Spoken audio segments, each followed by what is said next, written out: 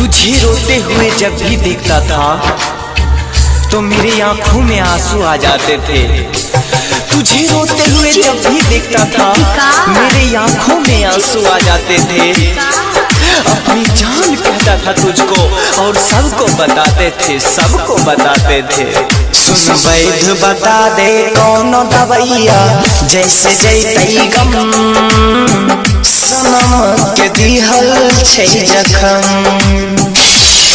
सुन वैद्य बता दे कौन दवैया जैसे जैतई गम, सनम के दिहल छै जखम। सनम के दिहल छै जखम।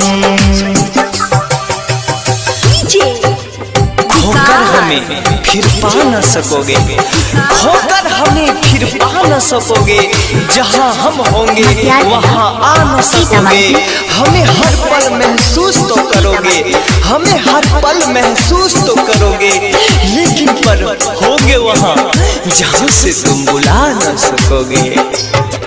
तोहरा से पूछी राम मिलत के ना यारा, नहीं प्यार के कल के कदर करके गेलई बदनाम।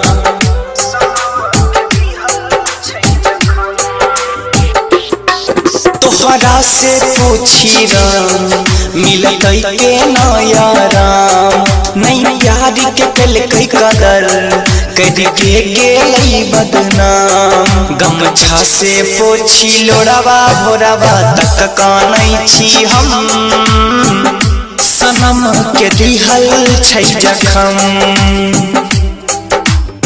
सनम के दिहल छै जखम। छोड़कर चली गई तो कोई बात नहीं, दर्द छुपा लिया करते हैं। तू छोड़ के चली गई तो कोई बात नहीं, दर्द छुपा लिया करते हैं। मेरे दोस्त पूछते हैं किधर गई तेरी जान, मजाक बनाकर तेरी बातों को हवा में उड़ा दिया करते हैं, हवा में उड़ा दिया करते हैं। ई भाई अक्षर प्यार अब कइल छै बेकार, नहीं फिल्म के फील करल कई करके गेलई खिलवाड़।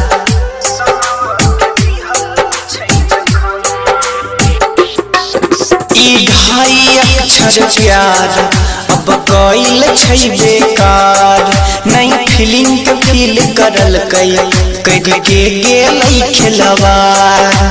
प्रिंस के दिलवा तोरी मोर ढाई के गेल सितम, सनम के दिहल छै जखम।